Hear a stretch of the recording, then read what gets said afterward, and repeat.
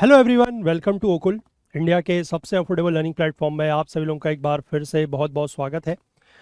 हम लोग यहाँ पर फिर से मिले हैं इस वीडियो में सी सेट 2022। ठीक है, यूपीएससी का जो सी सेट है 2022 का पेपर हम लोग सॉल्व कर रहे हैं, सेट ए उस पेपर का। और अभी तक हम लोग इस पेपर के 30 क्वेश्चंस जो हैं क्वांट और रीजनिंग के सॉल्व कर चुके हैं, 3 पार्ट्स आ चुके हैं। और आज जो है हम लोग चौथे पार्ट में नेक्स्ट 10 to 11 क्वेश्चंस को डिस्कस करेंगे, क्योंकि अभी मैं देख रहा हूँ कि अराउंड 23-24 क्वेश्चन के आसपास, लगभग 23 क्वेश्चन के आसपास जो है वो हमारे बचे हुए हैं रीजनिंग और क्वांट के। तो 2 सेशंस में अगर हमने कंप्लीट करना है तो आज हम लोग 11 क्वेश्चंस कर लेंगे और नेक्स्ट वाले सेशन में 12 क्वेश्चंस कर लेंगे, तो हमारा जो रीजनिंग और क्वांट का पोर्शन है वो पूरा हो जाएगा। ठीक है, तो चलिए आज के क्वेश्चंस के डिस्कशन की तरफ बढ़ते हैं।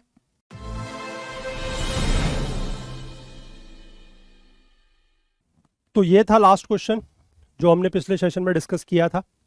ठीक है ना, इसका आंसर मैंने आपको बताया था ऑप्शन डी। तो चलिए आज का जो पहला क्वेश्चन है वो अगर हम लोग देखें तो वो क्वेश्चन कहता है कुछ इस प्रकार से है। ठीक है, क्वेश्चन का जो फॉर्मेट है, जो पैटर्न है वो वही है कि एक क्वेश्चन दिया हुआ है, 2 उसके नीचे स्टेटमेंट्स दिए गए हैं। स्टेटमेंट्स को पढ़ के हमें ये बताना है कि किन स्टेटमेंट से हम क्वेश्चन का जवाब जो है वो दे सकते हैं। ठीक, पहला स्टेटमेंट कहता है कि Manisha is 24 years younger than her mother. ठीक है, ये क्वेश्चन जो है जो प्रॉब्लम बेस्ड ऑन एजेस होता है उस टॉपिक में से है। अगर स्टेटमेंट 1 की मैं बात करूं, अच्छा चलो पहले एक काम करते हैं कि 2 लोग हैं, एक है मनीषा और एक है उनकी मदर। ठीक है, तो मनीषा की एज अगर सपोज कर लो मैं x मान लूँ, ठीक, और उनकी मदर की एज, उनकी माताजी की एज मैं मान लूँ अगर y। ठीक, ये तो इनिशियल मैंने कंडीशन मान ली। इसके बाद मुझे पहली स्टेटमेंट S1 में ये लिखा गया है कि Manisha is 24 years younger than her mother, यानी कि मनीषा की जो उम्र है वो उनकी माताजी से 24 साल कम है, यानी कि x बराबर y माइनस 24, ये मुझे पहले दिया गया है। ठीक, अब मैं क्या इसके आधार पर अपना जो सवाल है वो पढ़ूंगा। सवाल कहता है कि what is the age of Manisha. Manisha की एज यानी कि x की वैल्यू क्या होगी। मेरे को स्टेटमेंट 1 में बताया कि x equal to y minus 24 है और मुझसे पूछा कि मेरे को x की वैल्यू बतानी है। तो क्या मैं स्टेटमेंट 1 के आधार पर यह बता सकता हूं कि x की वैल्यू क्या है? बिल्कुल भी पॉसिबल नहीं है, क्योंकि 2 अननोन है x और y और इक्वेशन सिर्फ एक ही है, तो मैं नहीं बता सकता। ठीक, इसके बाद यानी कि मेरा जो ऑप्शन 1 है, ऑप्शन ए है, ये तो कैंसिल हो जाएगा कि सिर्फ स्टेटमेंट 1 से हम इस सवाल का जवाब नहीं दे सकते। स्टेटमेंट 2 पर अगर मैं आऊँ, स्टेटमेंट 2 ये कहता है कि 5 years later the ages of Manisha and her mother will be in the ratio 3:5, यानी कि अगर प्रेजेंट एज हमने x और y ली है तो आज से 5 साल के बाद उन दोनों की एज का जो रेशियो होगा, जो अनुपात होगा, वो 3:5 में होगा। ठीक है, 3:5 में होगा। तो आज से 5 साल के बाद अगर आप मनीषा की एज को देखें तो 5 साल जुड़ जाएंगे, अगर आप उनकी मदर की एज को देखें तो इसमें भी 5 साल जुड़ जाएंगे। ठीक, अब दोनों के एजेस का जो अनुपात है, जो रेशियो है, वो कैसे निकलेगा? x plus 5 divided by y plus 5 is equal to 3:5। ठीक, ये मेरी दूसरी स्टेटमेंट है। अब अगर मैं सिर्फ और सिर्फ सेकंड स्टेटमेंट को देखूं तो एक तरीके से ये भी x और y में एक इक्वेशन है। ठीक है, इसमें भी 2 अननोन है और इक्वेशन एक ही है। मैं सिर्फ अगर आपको S2 की बात कर रहा हूं। ठीक, अगर इसको आप सॉल्व करेंगे तो आप क्रॉस मल्टीप्लाई करके इसको चेक कर सकते हैं। हालांकि आपको जवाब नहीं बताना है, आपको ये बताना नहीं है कि मनीषा की एज कितनी है, आपको सिर्फ ये बताना है कि आप कैसे बता सकते हैं कि मनीषा की एज कितनी होगी। ठीक है, तो अगर इसको आप सॉल्व करेंगे तो ये भी एक तरीके से x और y में एक इक्वेशन बनेगी। क्रॉस मल्टीप्लिकेशन करके फिर आप उसको एडजस्ट करेंगे तो x और y में एक इक्वेशन बनेगी। तो फिर से वही स्थिति कि 2 वेरिएबल है x और y और इक्वेशन एक ही है, तो क्या हम यहाँ से x की वैल्यू यानी कि मनीषा की जो एज है वो बता सकते हैं? बिल्कुल भी नहीं। तो स्टेटमेंट 2 अलोन जो है उससे भी ये सॉल्व नहीं होगा, उससे भी हम क्वेश्चन का जवाब नहीं दे सकते। तीसरी कंडीशन कि S1 और S2 दोनों को अगर हम ले लें, तो दोनों को अगर हम लेते हैं तो हमारी ये इक्वेशन जैसे 1 हो गई और ये इक्वेशन जो है ये 2 हो गई। तो 2 इक्वेशन है, 2 अननोन है x और y, हम बड़े आसानी से सॉल्व कर सकते हैं। ठीक है, दोनों चीज़ें हम सॉल्व कर सकते हैं, एक्स की वैल्यू भी हमें मिल जाएगी और वाई की वैल्यू भी हमें मिल जाएगी।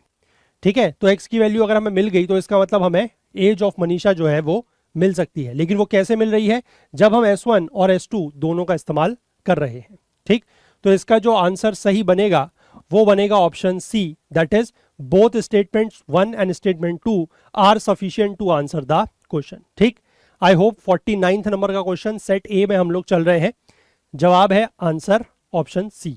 ठीक, चलिए नेक्स्ट क्वेश्चन देखते हैं क्या है। नेक्स्ट क्वेश्चन कहता है कि 6 lectures A, B, C, D, E and F each of 1 hour duration are scheduled between 8 AM and 2 PM। ठीक है, 6 लेक्चर हैं A, B, C, D, E, F और एक घंटे के हैं, सारे लेक्चर एक घंटे के हैं और क्लासेस जो है वो सुबह 8 बजे शुरू होती हैं और दिन के 2 बजे तक चलती हैं। 8 बजे से 2 बजे तक 6 घंटे हो गए और 6 घंटे के ही एक लेक्चर्स, एक घंटे के 6 लेक्चर्स हैं। ठीक है, अब इसके बाद फिर वही पैटर्न है, 2 स्टेटमेंट एक क्वेश्चन, बताना है किसके आधार पर, किस स्टेटमेंट के आधार पर हम क्वेश्चन का जवाब दे सकते हैं। ठीक, तो क्वेश्चन को बाद में पढ़ेंगे, पहले स्टेटमेंट के आधार पर हमें बनाना पड़ेगा। देखो अगर मैं इसका पैटर्न बनाना शुरू करूं, ठीक है, जैसे 8 से 9, फिर 9 से 10, 10 से 11, अब इतना आपको एग्जाम में नहीं करना होता है, मैं तो यहाँ पर आपको समझाने के लिए चीज़ें लिखता हूँ। ठीक है, 12 से 1 और 1 से 2, ये 6 लेक्चर हो गए। ठीक है, दिस इज L1 यानी कि lecture 1, lecture 2, lecture 3, lecture 4, lecture 5 और लेक्चर 6। ठीक, अब स्टेटमेंट 1 क्या कहता है, स्टेटमेंट 1 कहता है कि lecture F is preceded by A and followed by C। Preceded का मतलब होता है उससे पहले और फॉलोड का मतलब होता है बाद में, नेक्स्ट। तो lecture F is preceded by A, ठीक है, एंड फॉलोड बाय C, यानी कि लेक्चर F से पहले कौन आएगा, A, यानी कि लेक्चर F से पहले आएगा, F से पहले आएगा A और F के बाद फॉलोड बाय C, क्योंकि ये F की बात हो रही है कि F is preceded by A, यानी कि F से पहले A आएगा और F के बाद C आएगा। ठीक, इस तरीके से लेक्चर्स होंगे। अब स्टेटमेंट 1 के आधार पर क्वेश्चन पढ़ो। क्वेश्चन कह रहा है कि which lecture is in the third period, यानी कि हमें यहां पर बताना है कि कौन सा लेक्चर होगा, लेक्चर नंबर 3। ठीक है, तीसरे पीरियड में या तीसरा लेक्चर कौन सा होगा। तो हमें अगर ये AFC पता है, ठीक, तो देखो AFC अगर पता है तो इसके आधार पर A कहां पर आएगा, F कहां पर आएगा, C कहां पर आएगा, हमें नहीं पता। ठीक, हम सिर्फ स्टेटमेंट 1 की अगर मैं बात करूं तो AFC ऐसे भी हो सकता है, दिस इज ऑल्सो पॉसिबल, या फिर AFC ऐसे भी हो सकता है, या फिर AFC ऐसे भी हो सकता है, या फिर जो लास्ट पॉसिबिलिटी है वो AFC ऐसे भी हो सकता है, सिर्फ बेस्ड अपॉन स्टेटमेंट 1। ये सारे केसेस हैं जिसमें स्टेटमेंट 1 सेटिस्फाइड है कि F is preceded by A followed by C, और ये सारे पैटर्न बन सकते हैं। अब तीसरे लेक्चर में मेरा C भी हो सकता है, F भी हो सकता है, A भी हो सकता है, मुझे नहीं पता क्या होगा। तो पहले स्टेटमेंट के आधार पर मैं क्वेश्चन का जवाब नहीं दे सकता, तो मेरा जो ऑप्शन A है ये कैंसिल आउट हो जाएगा। अब सेकंड स्टेटमेंट अगर मैं पढ़ूं तो सेकंड स्टेटमेंट कहता है कि there is no lecture after lecture B, lecture B के बाद कोई भी लेक्चर नहीं है। ठीक है, 6 लेक्चर तो होने ही होने हैं, जिनमें से एक लेक्चर B भी होगा और लेक्चर B के बाद कोई लेक्चर नहीं है, इसका मतलब लेक्चर B लास्ट होगा, ये हमें डेफिनेटली पता है। यानी कि ये चीज हमें डेफिनेटली पता है कि B जो है वो लेक्चर नंबर 6 होगा, जो 1 बजे से 2 बजे के बीच में होगा, दोपहर में। ठीक है, अब देखो ये नीचे वाला जो मैंने बनाया है इसको भूल जाओ, सिर्फ ये वाला पार्ट देखो, क्योंकि स्टेटमेंट 2 में सिर्फ मुझे ये बताया गया है कि B यहां पर है। ठीक, अब उसके हिसाब से आप ये बता सकते हो कि तीसरे लेक्चर में क्या होगा, ये नीचे वाले को भूल जाओ, सिर्फ स्टेटमेंट 2 के अकॉर्डिंग अगर चेक करें तो लेक्चर B यहां पर है, लेक्चर 1 से लेकर 5 तक की पोजीशंस खाली है। क्या मैं बता सकता हूं कि लेक्चर 3 में क्या होगा, बिल्कुल भी नहीं, क्योंकि A, C, D, E और F, ठीक है, 5 लेक्चर है, यहां पर कुछ भी आ सकता है, तो यहां पर भी कुछ भी आ सकता है। मुझे नहीं पता कि लेक्चर थर्ड कौन सा होगा या तीसरे पीरियड में कौन सा लेक्चर होगा, तो सिर्फ स्टेटमेंट 2 के आधार पर भी मैं नहीं बता सकता, तो बी ऑप्शन जो है वो भी हट गया। अब अगर मैं दोनों स्टेटमेंट को लेता हूं तो दोनों स्टेटमेंट को लूंगा तो मैं ये पूरा अरेंजमेंट बनेगा। ठीक है, कि बी मुझे वहां पर पता लग गया और उस कंडीशन में जो मेरा ये लास्ट वाला पॉसिबिलिटी थी ये हट जाएगी, क्योंकि AFC करके C लास्ट में आ रहा था, लेकिन लास्ट वाला पोजीशन पहले ही ऑक्यूपाइड है B की तरफ। तो हमारे ये बेसिक पॉसिबिलिटीज बन सकती हैं कि पहले लेक्चर में A आ सकता है, ठीक, एफ और सी इस तरीके से आ सकते हैं, या फिर ए एफ सी ऐसे आ सकते हैं, या ए एफ सी ऐसे आ सकते हैं। यानी कि तीसरे लेक्चर में either we could have C, we could have A और वी कुड हैव एफ। तो तीसरे पीरियड में किसी भी सब्जेक्ट का लेक्चर हो सकता है सी, एफ या ए का, मुझे नहीं पता।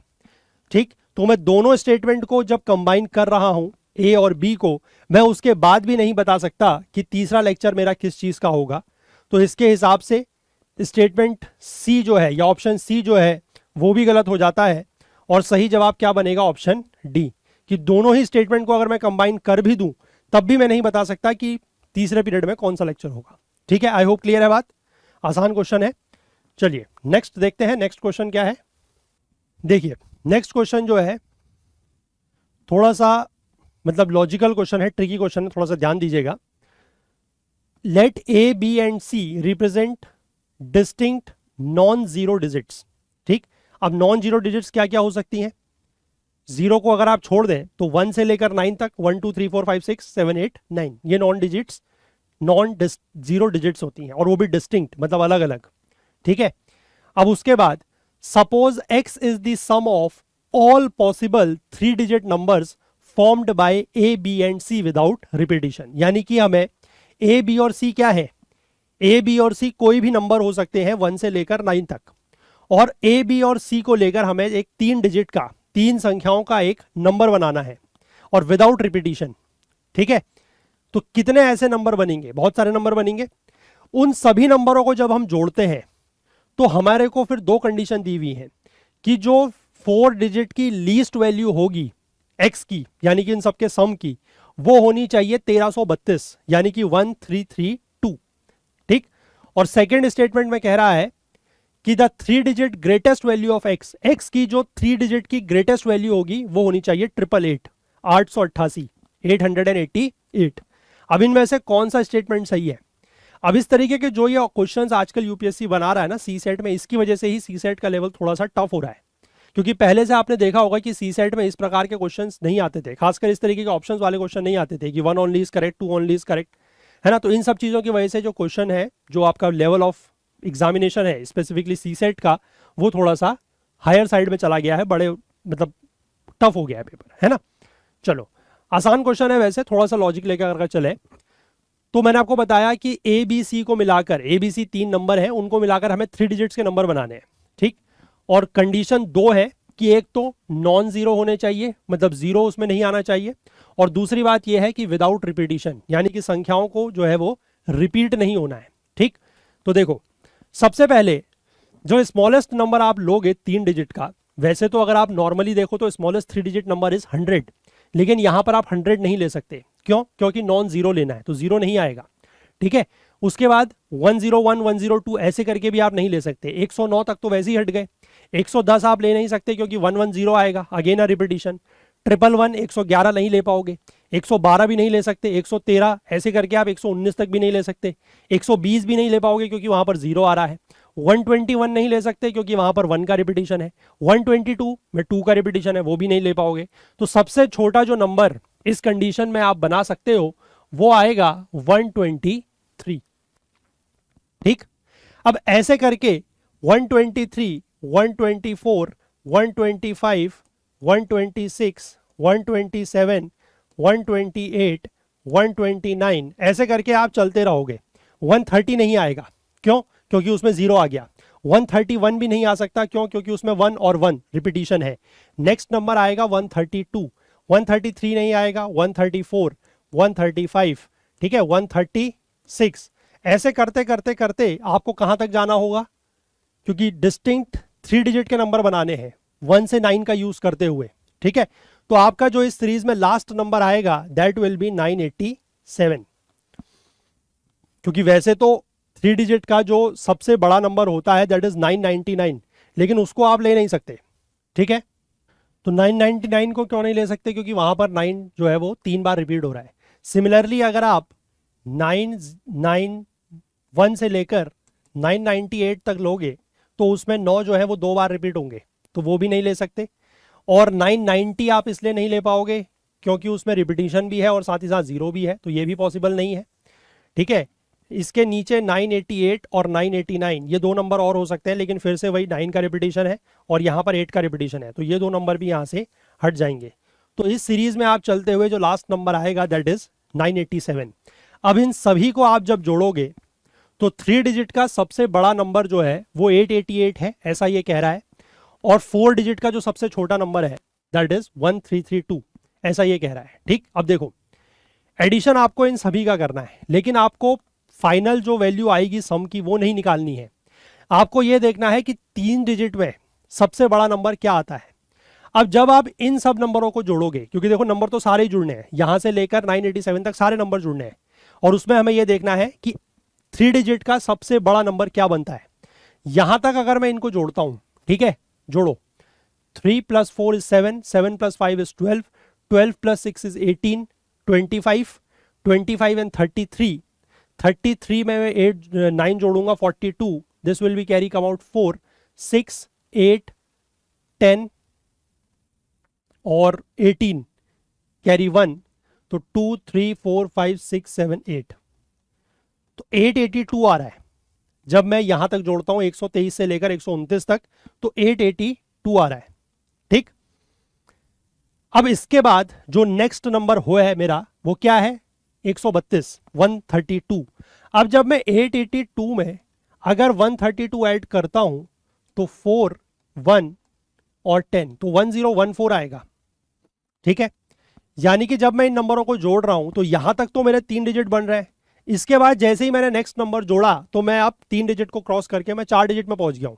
तो 3 डिजिट का सबसे बड़ा नंबर मेरे पास क्या आया, 3 डिजिट का सबसे बड़ा नंबर मेरे पास क्या आया, 882। क्योंकि इससे अगर मैं पीछे, यानी कि अगर मैं 128 तक ही लूंगा तो फिर तो इसमें से नंबर कम हो जाएगा ये। तो लार्जेस्ट 3 डिजिट नंबर मेरा बन रहा है 882, 888 नहीं बन रहा है, 882 बन रहा है। ठीक, तो इसके हिसाब से ऑप्शन का जो मतलब स्टेटमेंट 2 है ये तो गलत है, क्योंकि लार्जेस्ट 3 डिजिट नंबर इसमें 888 लिखा है, जबकि वो बन रहा है 882। ठीक, और इसके बाद मैं जैसे ही इसमें ये वाला नंबर जोड़ रहा हूं, जो कि जोड़ने से 4 डिजिट की लीस्ट वैल्यू या सबसे छोटा नंबर बनेगा, क्योंकि इसके अलावा अगर मैं 132 के अलावा कुछ भी इसमें जोड़ूंगा, ठीक है, सपोज करो आप कहते हो मैं 132 नहीं जोड़ता हूं, मैं 134 जोड़ता हूं, मैं 135 जोड़ता हूं इस नंबर पे, तो वो इस नंबर से तो बड़ा ही आएगा, क्योंकि मैंने यहां पर जो ये नंबर जोड़ा है 132, ये इसके बाद सबसे छोटा नंबर है। ठीक है, यहां से हम आगे को चल रहे हैं, तो यहां 132 से लेकर 987 तक में सबसे छोटा नंबर 132 ही है। अगर मैं 882 में ये नंबर जोड़ता हूं तो मेरे को 4 डिजिट का सबसे छोटा नंबर मिलेगा, और वो सबसे छोटा नंबर मुझे क्या मिल रहा है, 1014। लेकिन अकॉर्डिंग टू दिस क्वेश्चन कि 4 डिजिट का जो लीस्ट वैल्यू या लोएस्ट नंबर है दैट इज 1332, जबकि वो बिल्कुल गलत है, क्योंकि स्मॉलेस्ट 4 डिजिट नंबर या least value of x, 4 digit की जो लीस्ट वैल्यू ऑफ एक्स बन रही है दैट इज 1014। ठीक है, तो यानी कि इसके आधार पर मैं कह सकता हूं कि स्टेटमेंट 1 जो है वो भी गलत है, और स्टेटमेंट 1 और 2 दोनों ही अगर गलत है तो पूछा गया है कि which of the above statements is और आर करेक्ट। यहां पर थोड़ा सा जरूर ध्यान दीजिएगा, कभी कभार क्वेश्चन में which of the above statements is और आर इनकरेक्ट भी पूछ लेता है। ठीक है, तो यहां पर पूछा है करेक्ट, और करेक्ट यहां पर क्या है, ना तो 1 करेक्ट है ना 2 करेक्ट है, तो आपका आंसर क्या बनेगा, option D, that is neither 1 nor 2। ठीक है, दोनों में से कोई भी स्टेटमेंट करेक्ट नहीं है। आई होप क्लियर है बात। चलिए आगे देखते हैं नेक्स्ट क्वेश्चन। नेक्स्ट क्वेश्चन कहता है कि एक न्यूमेरिक लॉक है which has a 3 digit pin. मतलब ये न्यूमेरिक लॉक उसी प्रकार का है जैसे कि आपने सूटकेस वगैरह में या बैग्स वगैरह में देखा होगा, 3 डिजिट का एक कोड होता है, उसी तरीके का है, और उस पिन में डिजिट्स जो है वो 1 से लेकर 7 तक हैं।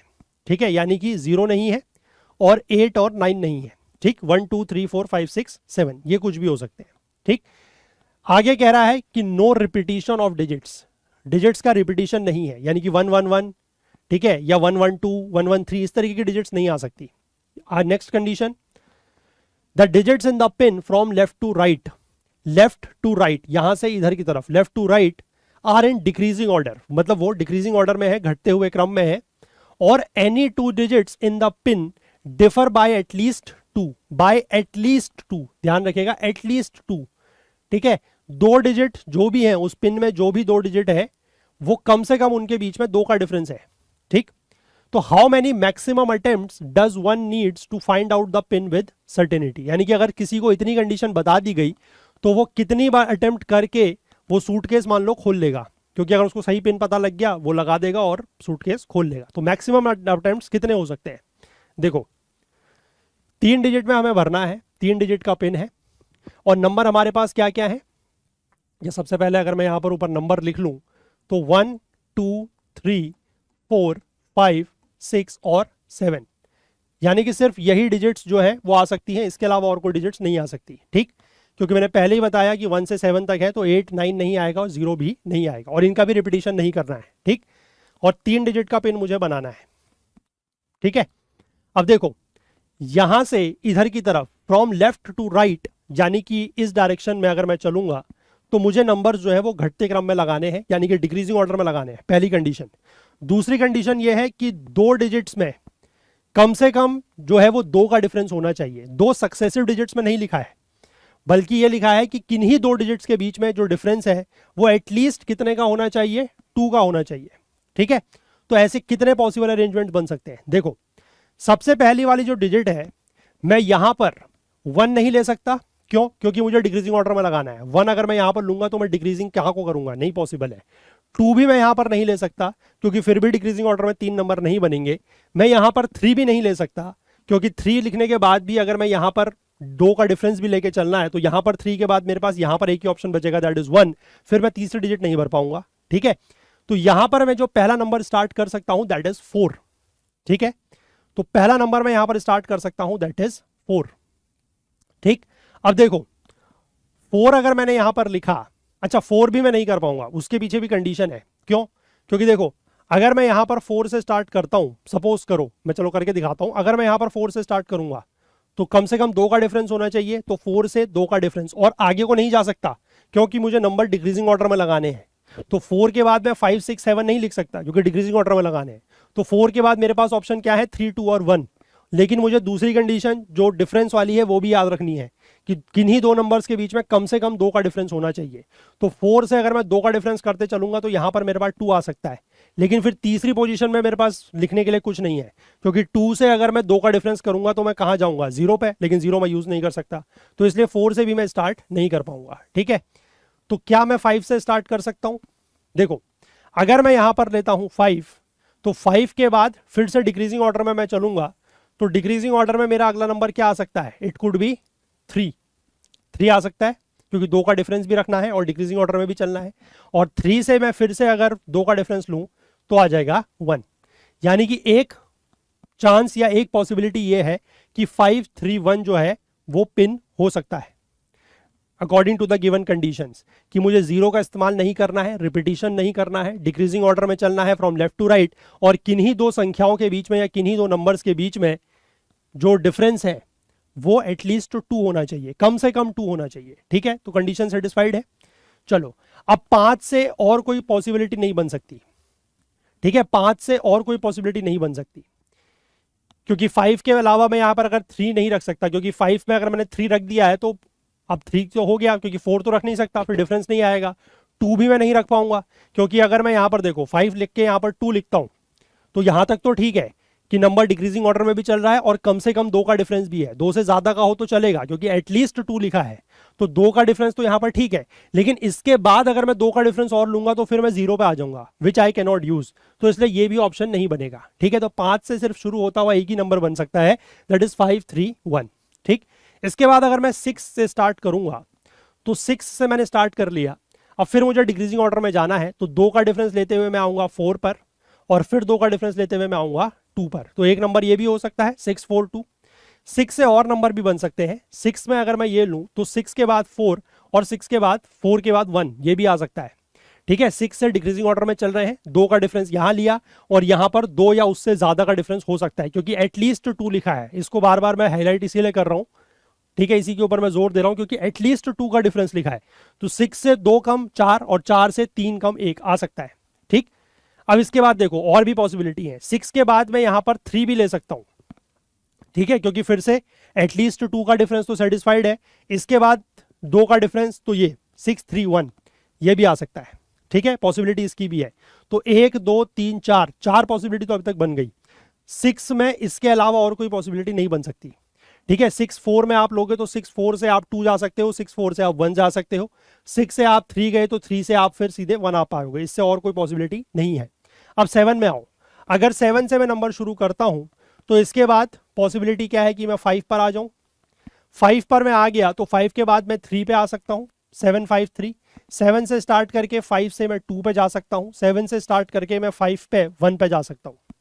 ठीक है, क्योंकि 7 और 5 3 सब डिक्रीजिंग ऑर्डर में चल रहा है, 2 का मिनिमम डिफरेंस भी है। यहां पर तो एग्जैक्टली 2 का डिफरेंस है, यहां पर 7 5 में 2 का है, यहां पर 3 का हो गया, 7 5 में 2 का है, यहां पर 4 का हो गया, क्योंकि एटलीस्ट 2 का डिफरेंस लिखा है।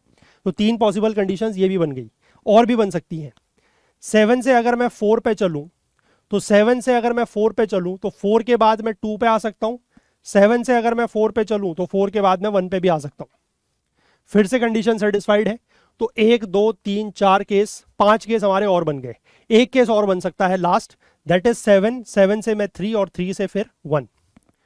ठीक है, तो यानी कि अगर इतनी सारी कंडीशंस बताई है तो जो पिन हो सकता है वो केवल यही सारे नंबर्स हो सकते हैं। कितने हैं काउंट कर लीजिए, 1 2 3 4 5 6 7 8 9 10। तो सिर्फ 10 पॉसिबल कंडीशंस हो सकती है, यानी कि मैक्सिमम अटेम्प्ट्स जिसकी जरूरत पड़ेगी कि आपको पिन को पता करने के लिए वो कितने होंगे, 10। यानी कि option will be, answer will be option D, sorry C, that is 10। ठीक है, सी आंसर होगा ऑप्शन 10। आई होप क्लियर है ये पूरा अरेंजमेंट। इस तरीके क्वेश्चंस करने आसान होते हैं अगर थोड़ा सा आप आराम से करें, थोड़ा सा जल्दबाजी ना करें, क्वेश्चन को अच्छे से पढ़ें, अच्छे से समझें, तो ये इस प्रकार के क्वेश्चंस हो जाते हैं। ठीक है, चलिए आगे बढ़ते हैं, नेक्स्ट क्वेश्चन देखते हैं क्या है। नेक्स्ट क्वेश्चन कहता है कि there are 8 equidistant points on a circle. कोई एक सर्किल है, उसमें 8 बराबर दूरी पर पॉइंट्स है। इक्विडिस्टेंट पॉइंट का मतलब होता है कि बराबर दूरी पर पॉइंट्स है। ठीक है, चलो ये हमने बना लिया सर्किल। इस सर्किल पर 8 इक्विडिस्टेंट पॉइंट्स है। सपोज 1 2 3 4 5 6 7 और 8। ठीक, इसके बाद आगे क्या लिखा है कि how many right angled triangles. Right angle triangles मतलब समकोण त्रिभुज। ठीक है, समकोण त्रिभुज हमें बनाने हैं। Can be drawn using these points, in points को यूज करते हुए एज वर्टिसेस। ठीक है, वर्टिसेस मतलब जो ट्राइंगल जो होता है, त्रिकोण के जो कोने होते हैं, उनको लेना है इन पॉइंट्स पर, and taking the diameter as one side of the triangle. और एक हमें डायमीटर लेना है। डायमीटर मतलब जो, डायमीटर को क्या बोलते हैं हिंदी में, चलिए मुझे ध्यान नहीं आ रहा है अभी डायमीटर को हिंदी में क्या बोलते हैं। रेडियस को तो त्रिज्या बोलते हैं, डायमीटर को आई डोंट एग्जैक्टली रिमेंबर अभी क्या बोलते हैं। ठीक है, याद आएगा तो मैं बता दूंगा। वैसे हिंदी वाले स्टूडेंट जो है वो समझ ही रहे होंगे, मतलब क्वेश्चन में तो लिखा होगा, मैं हिंदी में क्वेश्चन यहाँ पर लाया नहीं हूँ आपके लिए, फिर भी आप डायमीटर आई होप समझते हैं। ठीक है, कि मतलब पेरिफेरल को जोड़ने वाली ऐसी लाइन जो सेंटर से पास हो रही है उसको डायमीटर बोलते हैं। ठीक है, तो कितने ऐसे ट्राइंगल बन सकते हैं, देखो यहां पर अगर मेरा सेंटर होगा तो मुझे एक तो डायमीटर लेना ही है। ठीक है, अगर मान लो मैं इन दो पॉइंट्स को जोड़ते हुए एक ऐसे डायमीटर बना दूं। ठीक है, अब ये स्ट्रेट लाइन समझ लीजिएगा कि स्ट्रेट लाइन है, या एक काम करिए, ये अगर मैंने स्ट्रेट लाइन बना दी और ये सपोज कर लीजिए मेरा डायमीटर है, सॉरी ये मेरा सेंटर है।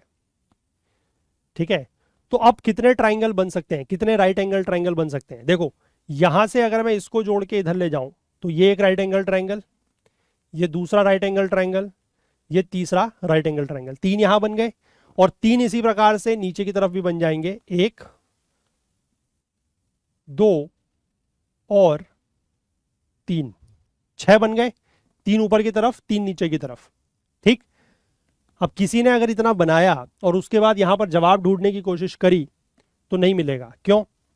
क्योंकि 6 तो जवाब में है ही नहीं और 6 इसका जवाब है भी नहीं। क्यों? क्योंकि देखो ये हमने कंडीशन कब ली है, जब हमने इस पॉइंट को और इस पॉइंट को, ठीक है, अगर जैसे मैं पॉइंट की नंबरिंग कर दूं 1 2 3 4 5 6 7 और 8, अभी हमने 6 और 2 को मिलाते हुए एक डायमीटर बनाया था।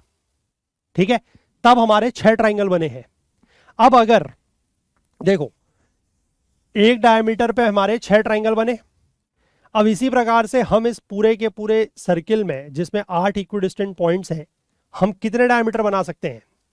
देखो एक डायमीटर ये भी हो सकता है, एक डायमीटर ये भी हो सकता है, एक डायमीटर ये हो सकता है, सॉरी ये थोड़ा सा, देखो एक, ये दो, ये तीसरा डायमीटर और ये चौथा डायमीटर, 4 डायमीटर हो गए।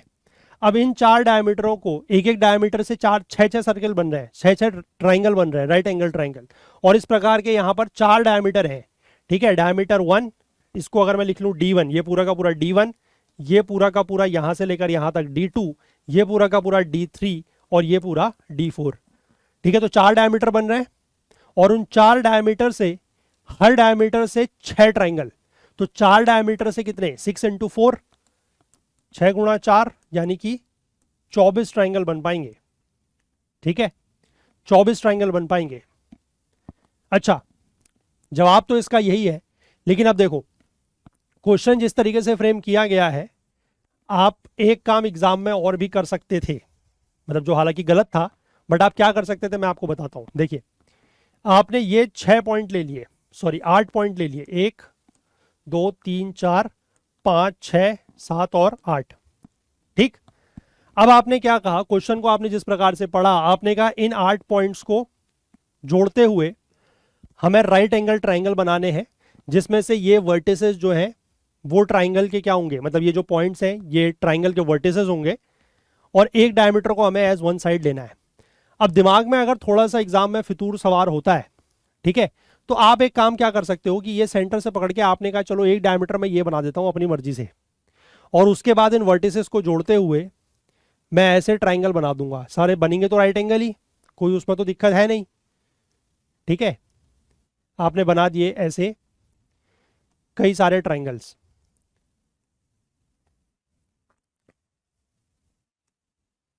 ठीक।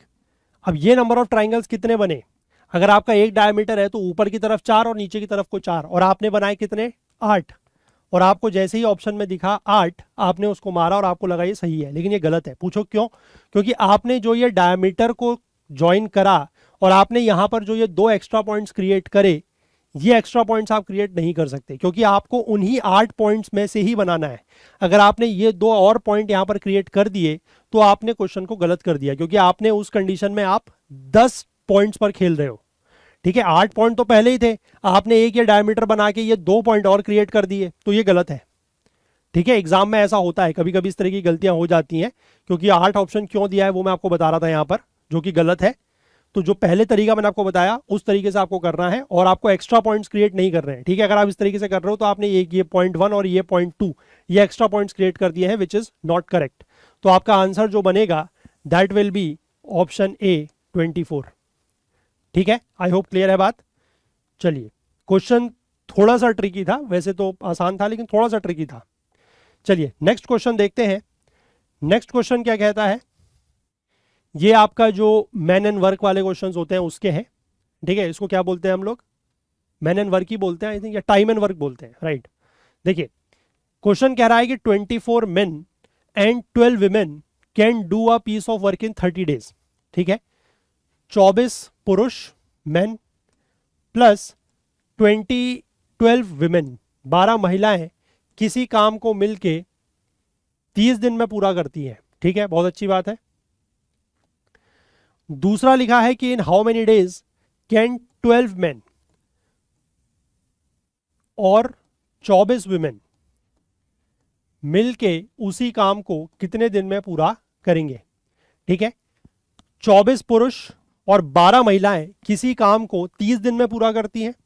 उसी सेम काम को लिखा हुआ है, देखिए same piece of work, same piece of work को, उसी काम को 12 पुरुष और 24 महिलाएं, सॉरी 24 महिलाएं विमेन कितने दिन में पूरा करेंगी, ठीक। मतलब पुरुषों की संख्या को आधा कर दिया, महिलाओं की संख्या को दुगना कर दिया, और कितने दिन में यह काम पूरा होगा हमें बताना है, ठीक। अब देखिए, एक जनरल जो हमारा दिमाग जिस तरीके से कंडीशनड है, ठीक, वो इस तरीके से कंडीशनड है कि हमें लगता है कि पुरुष जो है, जो मेन है, जो आदमी है, वो महिलाओं से ज्यादा काम कर सकते हैं, ठीक है। इस तरीके से हमारा एक दिमाग जो है वो जनरली कंडीशनड है, ठीक है। मतलब हमने हमेशा यही चीज देखी है, यही चीज पढ़ी है, हम हमेशा बचपन से यही चीज पढ़ते आए हैं, समझते आए हैं कि पुरुष महिलाओं के मुकाबले ज्यादा काम कर सकते हैं। ठीक है, तो उस हिसाब से अगर हम देखें तो 24 आदमी, यानी कि हमने यहां पर नंबर ऑफ मेन जो है वो कम कर दिए और नंबर ऑफ महिलाएं जो है वो बढ़ा दी। मतलब हमारा जो एक जनरल थॉट है, जो जनरल एक हम लोग मान के चलते हैं, जो परसेप्शन है कि आदमी ज्यादा काम कर सकता है, महिलाएं कम काम कर सकती हैं, जो ज्यादा काम करने वाला है उनकी संख्या हमने कम कर दी है और जो कम काम कर सकती है उनकी संख्या हमने बढ़ा दी है। तो हमें यह लगेगा कि जो 30 दिन में काम हो रहा था वो अब 30 से ज्यादा दिन में होगा। ठीक, और जल्दबाजी में बहुत सारे लोग जो है, बहुत सारे बच्चे इसका जवाब मारेंगे मोर देन ऑप्शन, मतलब option B, that is more than 30 days, which is absolutely wrong. पूछिए क्यों? क्योंकि देखिए यहां पर आपको क्वेश्चन में जो कंडीशन दी है उसमें जब तक आपको मेन और विमेन की, स्त्री और पुरुष की, आदमी और औरत की, ठीक है, आदमी और महिला की, जब तक आपको उनकी एफिशिएंसी का कंपैरिजन नहीं पता, जब तक आपको उनके वर्क करने की, काम करने की जो क्षमता है, जो कैपेसिटी है, उसका रिलेशन नहीं पता, आप इस क्वेश्चन का जवाब नहीं दे सकते। ठीक है, अगर आपको यह लिखा होता, जैसे आपने जो भी टाइम एंड वर्क वाले क्वेश्चंस किए होंगे, तो उनमें आपको 2 कंडीशंस दी जाती हैं और फिर तीसरी पूछी जाती है, लेकिन यहां पर एक दी है और दूसरी पूछ ली है, which is absolutely you are not able to find it. आप इसको नहीं निकाल सकते किसी भी कंडीशन में, क्योंकि आपको यह नहीं पता कि एक आदमी और एक महिला जो काम करती है उनके बीच में कितना रिलेशन है, कि कौन ज्यादा एफिशिएंट है, किसकी वर्क कैपेसिटी ज्यादा है, किसके काम करने की क्षमता ज्यादा है, आपको नहीं पता। और जब तक आपको वो चीज नहीं पता होगी, आप नहीं बता सकते कि ये वाला काम जिसमें पुरुषों की संख्या को आधा किया गया है और महिलाओं की संख्या को डबल किया गया है, तो काम कितने दिन में पूरा होगा। ठीक है, आई होप समझ रहे हैं बात। तो इसका जो सही जवाब बनेगा that will be option D, that is data is inadequate to draw any conclusion. यानी कि जो डाटा यहां पर दिया गया है वो पर्याप्त नहीं है कि हम किसी भी निष्कर्ष पर पहुंच गए कि यह काम कितने दिनों में पूरा होगा।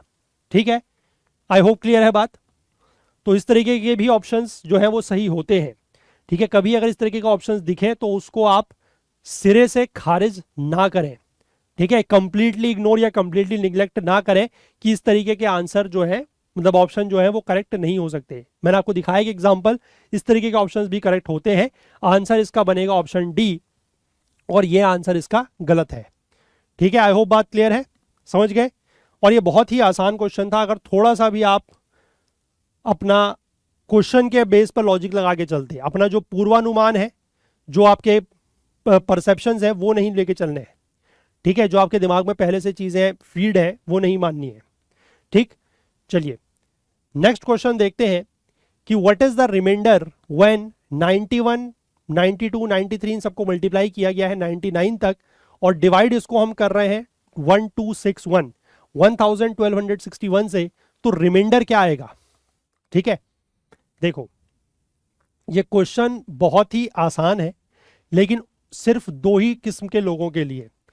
पहला, जो तो क्वेश्चन को देख के डरते नहीं है, क्योंकि कुछ लोगों का तो ये होता है कि वो क्वेश्चन को देख के डर जाते हैं कि अरे ये बड़ा भयानक क्वेश्चन है। और खासकर ये जो इस तरीके के क्वेश्चंस होते हैं ना, जिसमें आपको रिमाइंडर वगैरह निकालना होता है, मतलब जो क्वेश्चन आपके नंबर सिस्टम के टॉपिक के हैं, उनको देख के तो वैसे भी काफ़ी सारे लोगों को डर लगता है, क्योंकि नंबर सिस्टम अपने आप में एक डिफिकल्ट टॉपिक है। 96, 97, 98 और 99, ठीक है, ये प्रोडक्ट है। इसको डिवाइड किया गया है 1261 से, हमें बताना है रिमाइंडर क्या होगा। ठीक, देखो अब यहां पर इस प्रकार के कभी भी अगर क्वेश्चंस आए तो आपको एक ही काम करना है कि जो ऊपर वाला नंबर है और जो नीचे वाला नंबर है, ठीक है, उसके आप फैक्टर्स अगर बना सकते हो तो ट्राई करो। ठीक, अगर मैं सबसे पहले वाले नंबर से लेके चलूं और इसके अगर मैं फैक्टर बनाऊं तो 91 को मैं 13 इंटू 7 लिख सकता हूं। 91 can be written as 13 into 7। ठीक है, 13 गुणा 7 91 होता है। अब मैं एक चीज चेक करता हूं कि क्या ये 13 इससे डिवाइड होगा, मतलब 13 को मैं, इस नंबर को मैं 13 से डिवाइड कर सकता हूं या नहीं कर सकता हूं, क्योंकि डिवीजन करना है, अगर मुझे रिमाइंडर निकालना तो मुझे डिवीजन ही करना पड़ेगा ऊपर और नीचे। अब देखो इस नंबर को अगर मैं 13 से डिवाइड करता हूं तो 13 9 जा कितना होता है 117। तो बचेगा 9 और 91, यानी कि 91 यानी कि फिर से 13 7 जा 91। ठीक है, तो ये तो कट गया, और 91 से मेरा 97 से 97 यहां कट गया। तो यानी कि ये नंबर जो भी ऊपर पूरा का पूरा मल्टीप्लिकेशन आएगा उससे ये नंबर, मतलब ये नंबर क्या हो रहा है, उससे डिवाइड हो रहा है। ठीक, तो अगर ये कंप्लीटली डिविजिबल हो रहा है, क्योंकि कंप्लीटली नीचे तो पूरा ही कट गया और ऊपर भी आपका कंप्लीटली यहां से ये 13 से आपने ये कैंसिल कर लिया और बाकी 97 आपका वहां पर था वो कैंसिल हो गया। तो इस कंडीशन में अब आप ऊपर का प्रोडक्ट जो है जो भी निकालते रहे वो निकालना नहीं है, आपसे सिर्फ रिमाइंडर पूछा है। तो रिमाइंडर यहां पर क्या आएगा, यहां पर कुछ भी रिमाइंडर नहीं आएगा क्योंकि नीचे ये कंप्लीटली डिवाइड हो चुका है। ठीक है, तो इसका जवाब बनेगा option D, that is remainder will be 0। आपसे रिमाइंडर पूछा है कि किसी चीज को अगर आप किसी से डिवाइड कर रहे हैं तो उसके बाद कितना शेष बचेगा। आई होप रिमाइंडर और कोशंट, डिवाइजर, डिविडेंड ये सब आपको पता होगा। ठीक है, थोड़ा सा टर्मिनोलॉजी से आपको वाकिफ होना पड़ेगा। रिमाइंडर का मतलब होता है, जैसे देखो 5 डिवाइडेड बाय 2, 5 को मैं 2 से डिवाइड करूंगा, 2 1 जा 2 या 2 2 जा 4। ठीक है, 2 1 जा 2 नहीं, अगर मैं 5 को 2 से डिवाइड करूंगा तो 2 2 जा 4, तो ये आया 1। ठीक है, तो इस कंडीशन में मेरा जो कोशंट बनेगा, this will be my quotient, इसको बोलते हैं कोशंट, और ये मेरा है रिमाइंडर कि मेरा शेष क्या वैल्यू बच रही है। तो दिस इज माय रिमाइंडर। ठीक है, और अगर मैं 5 डिवाइडेड बाय 2 की बजाय अगर 8 डिवाइडेड बाय 2 कर दूं, 8 डिवाइडेड बाय 2, तो फिर क्या हो जाएगा, 2 4 जा 8 और यहां पर नीचे 0, तो रिमाइंडर विल बी 0 क्योंकि ये 8 जो है वो 2 से कंप्लीटली डिवाइड हो रहा है, तो इसलिए रिमाइंडर विल बी 0। ठीक है, तो वही चीज यहां पर भी करी गई है कि अगर ये पूरा का पूरा डिवाइड होता है तो रिमाइंडर कुछ नहीं बचेगा, तो इसलिए reminder will be 0 in this case. I hope clear है, option answer will be option D. ठीक, चलिए नेक्स्ट क्वेश्चन देखते हैं क्या है। अगला सवाल कहता है, अच्छा क्वेश्चन है, थोड़ा सा ध्यान दीजिएगा। Consider the following statements in respect of a rectangular sheet of length 20 centimetre and breadth 8 centimetre. ठीक है, बना लेते हैं। ठीक है, ये इस तरीके के बोर्ड होने का यही एक फायदा है कि इस तरीके की चीजें हम लोग जो है वो बना सकते हैं। ठीक है, आई होप 8 और 20 टाइप ये लग रहा हो। ठीक है, चलो ये 8 और 20 टाइप आपको मैं उम्मीद करता हूं लग रहा है। तो आपको ये बोला गया है कि ये जो इसकी साइड है ये 20 सेंटीमीटर की है और ये वाली जो साइड है ये 8 सेंटीमीटर की है। ठीक है, इस तरीके के स्मार्ट बोर्ड का यही फायदा है, जब तक आप ये चीज़ें इस्तेमाल नहीं करें तो फिर मज़ा क्या है। ठीक है, थोड़ा सा बेनिफिट्स दिए हैं, फीचर्स हैं तो यूज़ करते हैं। अब देखिए ये आपको दिया हुआ है। अब आपसे स्टेटमेंट 1 और 2 क्या कह रहा है, it is possible to cut the sheet exactly into 4 square sheets. ये एक शीट को हम 4 स्क्वायर शीट में बांट सकते हैं, ये पहला स्टेटमेंट कह रहा है। ठीक है, अब 4 में बांट सकते हैं या नहीं बांट सकते हैं। देखो 4 में अगर आप थोड़ा सा इस क्वेश्चन को ध्यान से करना पड़ेगा, मतलब एग्जाम में भी अगर इस तरह के क्वेश्चन आए तो थोड़ा सा ध्यान से करिएगा। अगर आप मैथमेटिकली चलते हैं, ठीक, मैथमेटिकली आपको पता है कि इस तरीके के क्वेश्चंस में जो एरिया है, मतलब जो आपका ये पहले एरिया है और जो बाद में आप 4 स्क्वायर काट के एरिया बनाएंगे तो वो एरिया सेम रहेगा, टोटल एरिया। ठीक है, ये एक रेक्टेंगल है और रेक्टेंगल में एरिया क्या होता है, लेंथ इंटू ब्रेड्थ या लेंथ इंटू विड्थ। तो 20 इंटू 8 यानी कि एरिया क्या आएगा, 20 इंटू 8 यानी कि 160 सेंटीमीटर स्क्वायर। ठीक है, अब जो आप रेक्टेंगल बनाएंगे, सॉरी जो आप स्क्वायर बनाएंगे उसका एरिया भी इतना ही होगा, सारे के सारे स्क्वायर का एरिया मिलाकर। लेकिन आप ये देखो कि अगर आप इसमें चारों स्क्वायर बराबर बनाने की कोशिश करोगे तो वो नहीं बनेंगे, क्योंकि यहां 8 है। अगर आप इस डायरेक्शन में 8 8 8 8 करके चलोगे तो ये टोटल लेंथ आपकी 8 में कितनी हो जाएगी, 8 इंटू 4 यानी कि 32। बट हमारे पास अवेलेबल कितनी है, सिर्फ 20। तो 8/8 के हम ऐसे 4 स्क्वायर नहीं बना सकते। ठीक, और अगर हम ऐसे काटे मतलब वर्टिकल काट के तो नहीं बनेंगे, अगर हॉरिजॉन्टल काट है तब तो फिर पॉसिबल ही नहीं है, क्योंकि एक तरफ 20 है और एक तरफ हमारे पास पहले ही 8 है। तो हम 8 को मतलब 28 को काट कर हम 20 तो नहीं बना सकते, क्योंकि 20/20 का तो बन ही नहीं सकता स्क्वायर, तो पॉसिबल नहीं है। तो थोड़ा सा इसमें देखो, सोचो क्या हो सकता है। आप पहला यहां से एक स्क्वायर काटना शुरू करो, ठीक है। If you cut a first square like this, ये आपका 8 है, और ये भी अगर मैं एक स्क्वायर यहां से काट दूं 8 सेंटीमीटर का, तो ये मेरा स्क्वायर 1 बन गया, ठीक। सिमिलरली मैं एक स्क्वायर यहां से अगर और काटूं, ये फिर से 8 का, तो ये मेरा 8/8 का एक और स्क्वायर बन गया, दिस इज स्क्वायर नंबर 2, ठीक। मतलब मैं इसको 2 लिख देता हूं, दिस इज स्क्वायर 2, ठीक। 8/8 के 2 स्क्वायर बन गए। मैं यहां पर ये भी लिख देता हूं कि 8x8 के हैं ये, ठीक है, 8x8 सेंटीमीटर के, ठीक। इसके बाद यहां को अब मेरी लेंथ कितनी बची होगी, क्योंकि 8 और 8 तो पहले ही आ गया, टोटल है 20, तो ये मेरा कितना बचा, दिस इज 4, ठीक है, दिस इज 4 सेंटीमीटर। और यहां कितना है, दिस साइड इज 8। अब मेरे पास एक 4 है और एक इधर की तरफ 8 है, तो मैं ऐसे तो नहीं काट सकता, लेकिन मैं ऐसे तो काट सकता हूं, ठीक है। थोड़ा सा ये स्क्वायर नहीं लग रहा होगा, लेकिन समझने की कोशिश कीजिएगा। तो एक स्क्वायर मेरा ये हो गया नंबर 3, और एक स्क्वायर मेरा ये हो गया नंबर 4। लेकिन ये जो दोनों स्क्वायर बने हैं ये 4x4 के हैं, ठीक है, 4x4 सेंटीमीटर के हैं। दो जो है वो 8x8 के हैं, 4 जो है वो 2, और 2 जो है वो 4x4 के हैं, ठीक है। एरिया अगर आप निकालेंगे तो इसका एरिया 8 × 8 64, 8 × 8 64, 4 × 4 16, और 4 × 4 16। सबको आप जोड़ लीजिए, 64 64 128 और 32, तो 128 और 32, अगेन आपका एरिया जो है वो 160 आ जाएगा, which is same as this one, ठीक है। तो एरिया भी हमारा पूरा का पूरा आ गया, और हमारे 4 स्क्वायर भी बन गए। ध्यान आपको यहां पर यह रखना था कि यहां पर यह नहीं लिखा है कि जो चारों स्क्वायर हम बना रहे हैं उनका एरिया सेम होना चाहिए, ऐसा यहां पर नहीं लिखा हुआ है। सिर्फ यह लिखा हुआ है कि it is possible to cut the sheet exactly into 4 square sheets. Exactly का मतलब यह है कि कोई भी एरिया बचना नहीं चाहिए। मतलब ऐसा नहीं है कि आपने पेपर तो काट दिया, आपने कहा 4 स्क्वायर तो मैं छोटे छोटे भी बना सकता हूं, लेकिन बाकी पेपर फिर वेस्ट होगा, शीट वेस्ट होगी, तो वो नहीं करना है।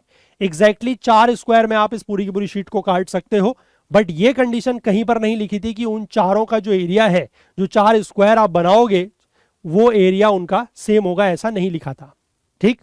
तो पहली स्टेटमेंट जो है दैट इज एब्सोल्युटली करेक्ट, वो बिल्कुल सही है। उसके बाद दूसरा क्या कह रहा है कि it is possible to cut the sheet into 10 triangular sheets of equal area. अब यहां पर देखो, थोड़ा सा इसमें और पहले वाले में अंतर है।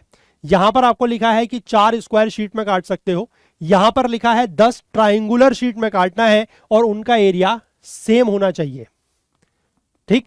तो मैं इसको मिटाता हूं, क्योंकि आपको स्क्वायर का तो मैंने समझा दिया, ठीक है। किसी को अगर स्क्रीनशॉट लेनी है तो आप यहां पर वीडियो को पॉज करके इसकी स्क्रीनशॉट ले सकते हैं कि इस तरीके की शीट में 20/8 की शीट में 4 स्क्वायर्स कैसे बन रहे हैं, ठीक है। इसकी स्क्रीनशॉट ले लीजिए वीडियो को पॉज करके।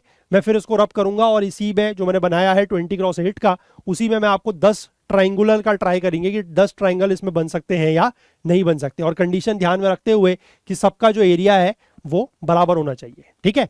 चलिए देखते हैं कि क्या ऐसा हो सकता है या नहीं हो सकता।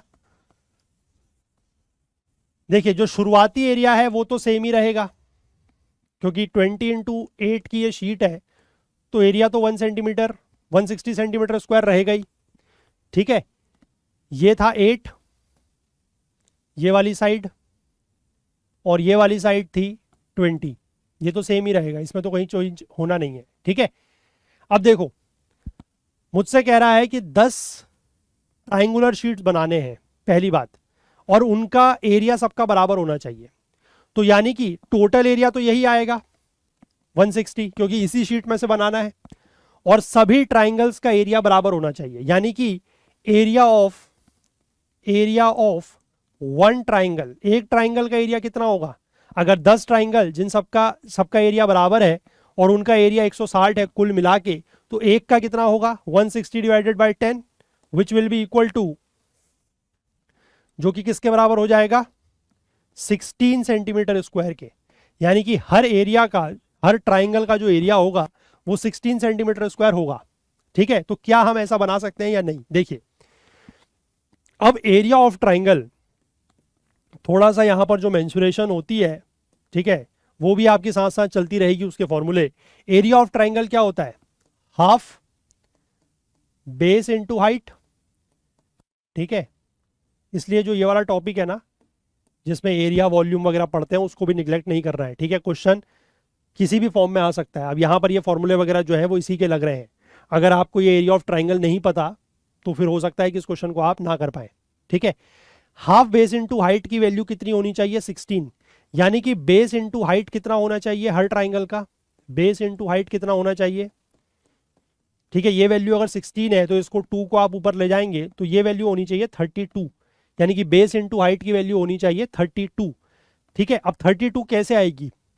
मतलब बेस इंटू हाइट इज 32, यानी कि ये तो मेरा एक बेस है, ठीक है, 8 का। अगर मैं इसमें यहां से सपोज करो ये है, और यहां से अगर मैं इसको ऐसे ले लूं, ठीक, और ये अगर मेरा 4 है, this is if my 4 centimetre, मतलब मैं 20 जो सेंटीमीटर है उसको ऐसे 4 4 4 4 सेंटीमीटर करके मैं 5 काट दूं। 1 2 3, सॉरी ये थोड़ा सा लग नहीं रहा, इसमें ये थोड़ा सा एक इशू है। ठीक है, 1 2 3 4, ठीक है, मान लीजिएगा कि बराबर है। ठीक है, ये सब मैंने बना दिए 4 4 के, ये 4 4 सेंटीमीटर के हैं। ठीक है, बन सकते हैं क्योंकि 4 5 20, तो 20 तो वो ऊपर है ही है। अब इसके अंदर अगर मैं एक एक ऐसे के इसको ऐसे डायगनली काटूं तो एक एक ट्राइंगल बन गया। This is my triangle 1, this is triangle 2। अब इस ट्राइंगल का आप एरिया चेक करो कितना होगा? Half base into height. Half base कितना है? आप इसको ले लो बेस, इसको ले लो, कोई फर्क नहीं पड़ता। इसको अगर मैं लूं तो दिस इज 8, और इसको अगर मैं लूं तो ये है 4। तो 4 into 8 is 32 divided by 2 is 16। तो एरिया मेरा 16 आ रहा है कि नहीं आ रहा है? जो आना चाहिए। ठीक है, तो इसी प्रकार से अगर मैं ऐसे करके इसमें ट्राइंगल्स काटते जाऊं, ठीक है, तो कितने ट्राइंगल हो गए? 1 2 3 4 5 6 7 8 9 और 10। तो क्या मैंने इसके अंदर 10 ट्राइंगल जिनका एरिया सबका सेम है वो बना लिए? बना तो लिए, 10 ट्राइंगुलर शीट्स बना ली जिनका सबका एरिया बराबर है। और एरिया कितना है? एरिया सबका है 16 सेंटीमीटर स्क्वायर। एक ट्राइंगल का एरिया 16 है, 10 से मल्टीप्लाई कर दीजिए 160, और 20 इंटू 8 160 इसका भी था, और 10 ट्राइंगल यहां पर बन गए। ठीक है, अब यहां पर ये थोड़ा सा बनने में ऐसा दिख रहा है कि आपको ये वाले साइड के थोड़ा सा छोटे दिख रहे होंगे, लेकिन मैंने पहले यहां पर इसलिए वैल्यू लिख दी है। ये सब 4 4 4 की ही साइड है, ठीक है सब बराबर ही, बट वो थोड़ा सा बनने में लाइन अब एग्जैक्टली नहीं खिंच सकती है, तो इसलिए आप ये मान के चलिएगा। ठीक है, बाद में किसी के मन में ये डाउट नहीं आना चाहिए कि सर इधर के बड़े दिख रहे हैं उधर के छोटे दिख रहे हैं। वो दिख भले ही रहे हैं लेकिन है बराबर। ठीक है, आई होप समझते हैं आप बात को। तो इसलिए हमारा जो ये स्टेटमेंट है ये भी बिल्कुल करेक्ट है, और जवाब हमारा इसका क्या बनेगा कि both 1 and 2 are correct. Both statements 1 and 2 are correct, तो answer will be option C. ठीक है, इसके भी आप चाहें तो ट्राइंगल कैसे बने हैं स्क्रीनशॉट ले सकते हैं। ठीक है, चलिए बाकी हम लोग अब नेक्स्ट क्वेश्चन पे चलेंगे। आई होप कि 1 या 2 क्वेश्चन हमें अभी इस सेशन में और करने हैं। ठीक है, चलो नेक्स्ट क्वेश्चन क्या कहता है कि when 70% of a number x is added to another number y, the sum becomes 165% of the value of y। ठीक है, दो नंबर है x और y। x का 70%, 70% of x added to is added to another number y, और resultant हमारा क्या बन जाता है? 165% of x या y। ठीक है, ये पहली इक्वेशन है जो दी हुई है। दूसरी इक्वेशन क्या कह रहा है कि 60% ऑफ x के 60% को जोड़ना है टू अनदर नंबर z, कोई तीसरा नंबर है z, उसमें जोड़ना है। तो क्या बन रहा है? सम बिकम्स 165% ऑफ z। इनका सम बन जाता है 165% ऑफ z। ये दूसरी इक्वेशन है। ठीक है, और इसमें क्या बोला गया है कि which one of the following is correct. हमें x y और z के बीच का क्या रिलेशन है, क्या संबंध है, ये बताना है। ठीक है, देखो पहली वाली इक्वेशन को उठाओ, x और y में रिलेशन पता लग जाएगा। दूसरी वाली को उठाएंगे, x और z में रिलेशन पता लग जाएगा, तो x y z तीनों का बता सकते हैं। पहली वाली में देखो 70% ऑफ x मतलब 70/100।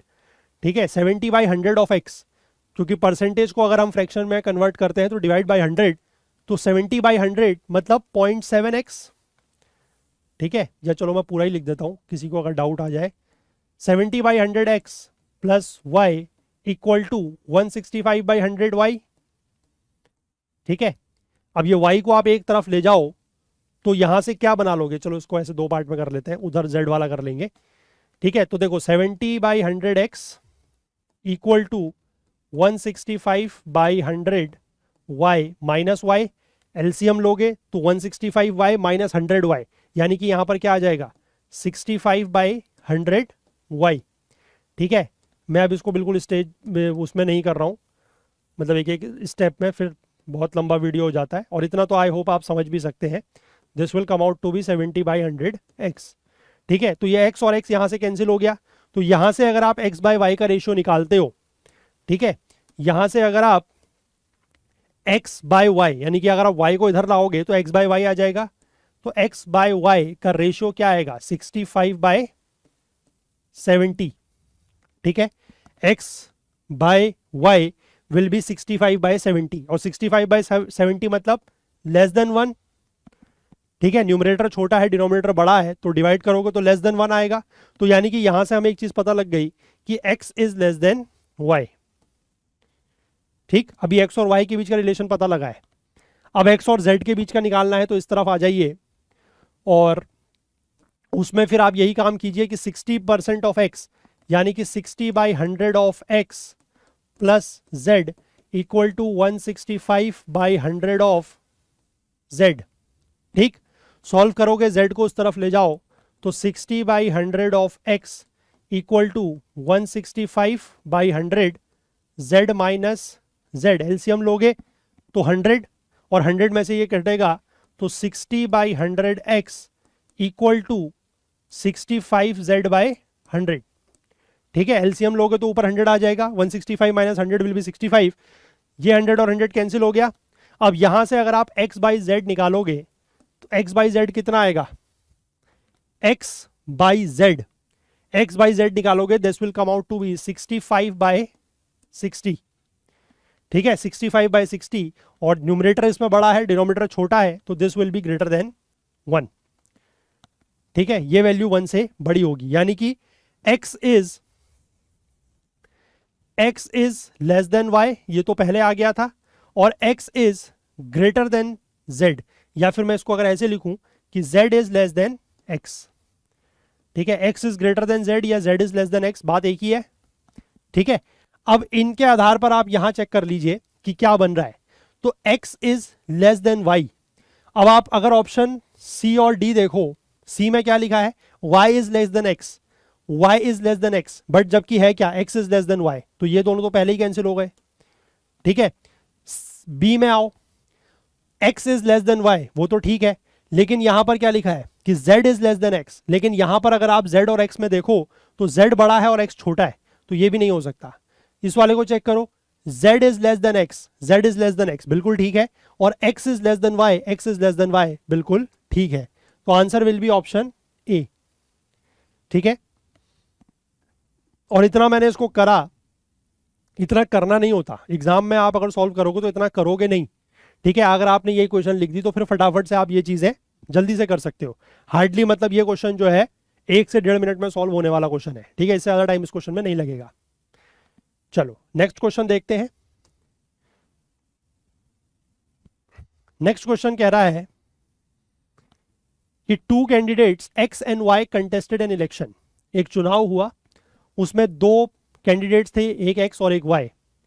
80% of the voters cast their vote and there were no invalid votes. ठीक है, यानी कि जितने टोटल वोटर्स हैं उनमें से सिर्फ 80% ने वोट दिया, और कोई भी वोट जो है वो इनवैलिड नहीं है, और नोटा का प्रोविजन भी नहीं है, जो नन ऑफ द अबव है उसका भी कोई प्रोविजन नहीं है। एक्स को जो है वो जितने वोट कास्ट हुए, X got 56% of the votes cast, जितने वोट्स कास्ट हुए उसमें से 56% वोट एक्स को मिले, और वो जीत जाता है 1440 वोट से। तो what is the total number of voters in the voters list. हमें टोटल नंबर ऑफ वोट्स नहीं बताने हैं, हमें टोटल नंबर ऑफ वोटर्स बताने हैं कि कितने लोग जो है वोटर लिस्ट में थे।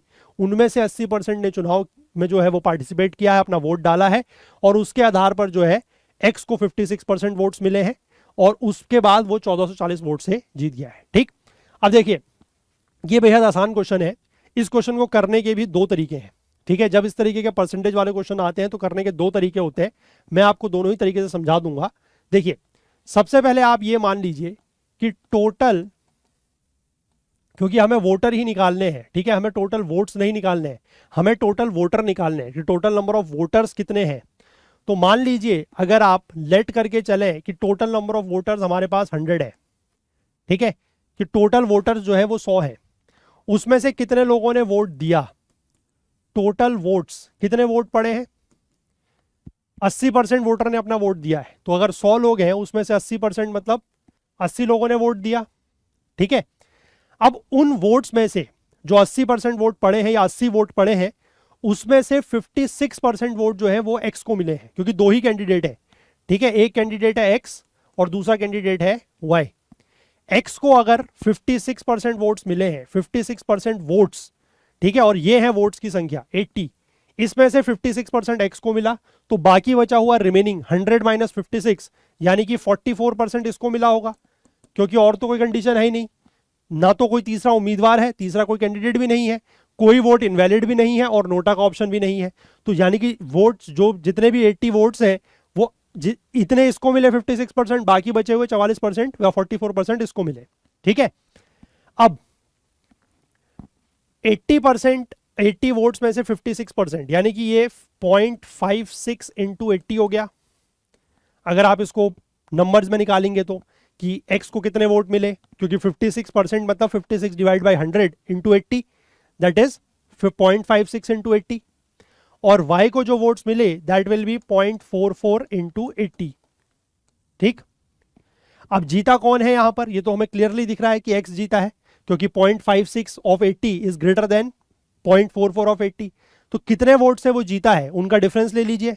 ठीक है, डिफरेंस कैसे आएगा, सिंपल है, डिफरेंस इसको आप माइनस कर दीजिए तो कितना आ जाएगा 0.12 ऑफ 80। ठीक है, क्योंकि 80 कॉमन हो जाएगा, 0.56 में से 0.44 माइनस करेंगे तो 0.12 ऑफ 80, यानी कि डिफरेंस कितना होना चाहिए, इतना, यानी कि x जो है वो इतने वोटों से जीता है। लेकिन इस वैल्यू की, ये जो यहां पर वैल्यू आई है, इसकी एक्चुअल में वैल्यू कितनी है 1440, यानी कि इसकी अगर एक्चुअल वैल्यू 1440 है, ठीक है, ये वैल्यू तो कब आ रही थी, जब मैंने वोटर की संख्या मान के चली थी 100। एक्चुअल में वोटर की नंबर संख्या 100 थोड़ी है, वो तो हमें निकालनी है। जब मैंने माना कि वोटर की संख्या 100 है तो जो वो कैंडिडेट एक्स जीता है उसका डिफरेंस मतलब कितने वोटों से जीता है, वो इतने वोटों से। अगर लेकिन इसकी वैल्यू 1440 है एक्चुअल वैल्यू, तो इसकी एक्चुअल वैल्यू क्या होगी ये मुझे निकालना है। ठीक है, इसकी एक्चुअल वैल्यू क्या होगी यही चीज मुझे निकालनी है। तो कैसे निकालते हैं, सिंपल यूनिटरी मेथड लगाते हैं कि अगर 0.18, ठीक है, 0.12 इंटू 8 80, इसकी वैल्यू अगर 1440 है तो 100 की वैल्यू क्या होगी। ठीक है, तो 100 की वैल्यू निकालने के लिए 1440 डिवाइडेड बाय 0.12 इंटू 80 इंटू 100, ठीक, ऐसे ही निकलेगी। अब सिंपली इसको आप निकाल लो, यहां से अगर आप ये डेसिमल हटाओगे तो 2 जीरो यहां पर और लग जाएंगे और 12 से ये कट जाएगा 12 टाइम्स, ठीक है, 12 टाइम्स, क्योंकि 12 12 जाइज 144 और एक जीरो आ गया। ठीक है, एक जीरो से आप एक जीरो यहाँ का काट लो, 8 को आप इससे अगर 120 को 8 से डिवाइड करोगे तो 15 आएगा, और 15 इसके आगे 3 जीरो, यानी कि ये हो गया 15,000, 15,000। Total number of voters is 15,000, यानी कि 15,000। Answer will be option A. ठीक है, आई होप समझ गए। इसका चाहो स्क्रीनशॉट ले लो, मैं आपको फिर इसका दूसरा तरीका बताता हूं। एक ये तो मैंने 100 लेके किया है, ठीक है, मैं उसको एक्स वाई जेड लेके भी, कुछ और लेके भी, वेरिएबल लेके भी कर सकता हूं, वो भी मैं आपको दिखाता हूं। आप जल्दी से इसका स्क्रीनशॉट ले लो।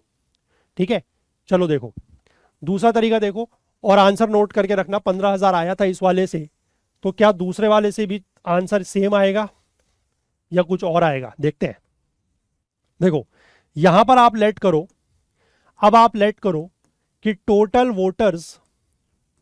वोटर्स मेरे पास जेड है, मैं जेड मानता हूं क्योंकि एक्स और वाई यहां पर पहले ही दिया हुआ है तो कंफ्यूजन हो जाएगा। ठीक है, टोटल वोटर्स अगर जेड है और उसमें से टोटल वोट कितने पड़े हैं, टोटल वोट्स पड़े हैं 80%, यानी कि 80% इज 80/100 ऑफ जेड, यानी कि 0.8 जेड। ठीक, अब इसमें से वोट किस किस को गए हैं, या तो एक्स को मिले हैं या फिर वाई को मिले हैं। एक्स को मिले हैं 56%, इसका 56%, और वाई को मिले हैं इसी का 44%, क्योंकि रिमेनिंग इतना ही है, क्योंकि कोई भी इनवैलिड वोट नहीं है और कोई नोटा भी नहीं है, नन ऑफ द अबव भी नहीं है। तो यानी कि इसको अगर आप एक्चुअल टर्म्स में निकालोगे तो 0.56 इंटू 0.8 जेड। ठीक, 0.56 मतलब 56% इज 0.56 इंटू 0.8 जेड, और this will be 0.44 into 0.8 Z. ठीक है, अब डिफरेंस फिर से निकलेगा कैसे, वही इसमें से इसको माइनस कर लो तो 0.12 इंटू 0.8 जेड, और इसकी वैल्यू आपको दी हुई है 1440 के बराबर। ठीक, तो यहां से आप सॉल्व करके z की वैल्यू निकालोगे तो z will be 1440 divided by 0.12 into 0.8। ठीक है, तो यहां से एक डेसिमल हटा, यहां से 2 डेसिमल हटे, तो ऊपर 1000 आ गया। ठीक है, फिर से वही 12 से आपने इसको काटा 12 टाइम्स 1 0, और 8 से आपने इसको काटा 15 टाइम्स, तो 15 इंटू 1000 इज अगेन 15,000। ठीक है, तरीके दोनों ही आसान है। आपको हालांकि ये लगा होगा कि ये जल्दी हो गया, लेकिन तरीका वो भी आसान था, जो पीछे हमने किया तरीका वो भी आसान था, डिपेंडिंग अपॉन कि आपकी प्रैक्टिस किस तरीके से है। आप ऐसे भी कर सकते हो, वैसे भी कर सकते हो। ठीक है, आंसर जो है वो बिल्कुल सेम आएगा, और ये थोड़ा सा दिख अलग सा रहा है, बट ये आंसर वही है, that is 15,000, 15,000। Answer is option A. ठीक है, चलो इसके बाद एक क्वेश्चन और है लास्ट आज के दिन का, क्योंकि आज मैंने बताया था 11 क्वेश्चंस हम लोग कर रहे हैं, सो दैट कि नेक्स्ट सेशन में हमारे पास सिर्फ 12 क्वेश्चंस बचे, और अगले सेशन में हमारा जो है वो क्वांट और रीजनिंग कंप्लीट हो जाएगा। ठीक है, देखो अगला क्वेश्चन क्या कह रहा है कि what is the smallest number greater than 1000 that when divided by any of the numbers, any one of the numbers 6, 9, 12, 15 और 18 लीव्स अ रिमाइंडर ऑफ 3। यानी कि 1000 से ऊपर सबसे छोटी संख्या, मतलब इसको सिंपली भाषा में कहें तो 4 डिजिट की सबसे ऐसी छोटी संख्या हमें बतानी है जिसको हम जब इन नंबरों से डिवाइड करें, 6, 9, 12, 15 और 19, इनसे जब डिवाइड करें तो हर केस में रिमाइंडर जो है वो कितना आए, 3 आए।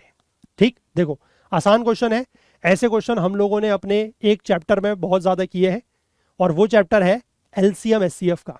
यहां पर आपको कुछ नहीं करना है, सिंपली आपको इन नंबर्स का एलसीएम निकालना है, that is least common multiple निकालना है। तो एलसीएम आपको अगर निकालना आता है, एलसीएम ऑफ 6, 9, 12, 15 और 18। ठीक है, एलसीएम अब आप अलग अलग तरीके से निकाल सकते हैं, आप इनका एलसीएम निकाल के देखिएगा, मैं आपको डायरेक्टली वैल्यू बताता हूं। एलसीएम आप निकाल के देखिएगा इसका। ठीक है, इसका एलसीएम आएगा 180, यानी कि 180। आप निकाल के देखिएगा। ठीक है, अलग अलग मेथड जो होते हैं, चाहे आप फैक्टर्स बना के निकालें या फिर आप जो टेबल बना के निकालते हैं वैसे निकालें, आंसर यही आएगा, एलसीएम विल बी 180। ठीक है, अब देखिए हमें यहां पर ऐसा नंबर ढूंढना है 4 डिजिट का, सबसे छोटा नंबर जो पहले तो 180 से डिवाइड होता हो। अब यहां पर अगर आपको, वैसे आप डिवाइड करके देख भी सकते हैं कि कौन सा डिवाइड होगा या नहीं होगा। ठीक है, लेकिन इनमें से तो खैर नहीं होगा क्योंकि इनमें तो 3 एडेड है। आप एक चीज ये ट्राई कर सकते हैं कि इन नंबरों में से 3 पहले माइनस कर ले, 3 माइनस कर ले, जैसे 1060 ये बन जाएगा, 1070, 1080, 1180। उसके बाद आप उनको 180 से डिवाइड करके देखें, आपको पता लग जाएगा। ठीक है, या फिर ऑल्टरनेटिवली अगर आपको 18 की टेबल पता है, ठीक है, ये 18 की अगर आपको टेबल पता है तो 180 इंटू 6, 18 6 इज 108, और एक जीरो ये वाला आ जाएगा, तो 1080। ठीक है, 18 6 इज 1080, मतलब 180 इंटू 6, 18 6 इज 108। ठीक, तो इस वाले वैल्यू पर आप जैसे ही आगे 3 जोड़ोगे, क्योंकि देखो ये नंबर तो क्या बन रहा है, ये तो 180 से डिवाइडेड है, डिविजिबल हो रहा है क्योंकि 180 का मल्टीपल है ये।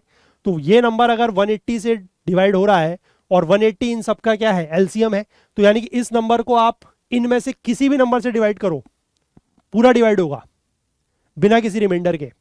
ठीक है, आप डिवाइड करके देख लो, 1080 को आप 6 से डिवाइड करो, चाहे 9 से करो, 12 से करो, 15 से करो, 18 से करो, करके देखना हर नंबर से ये पूरा कंप्लीटली डिविजिबल होगा।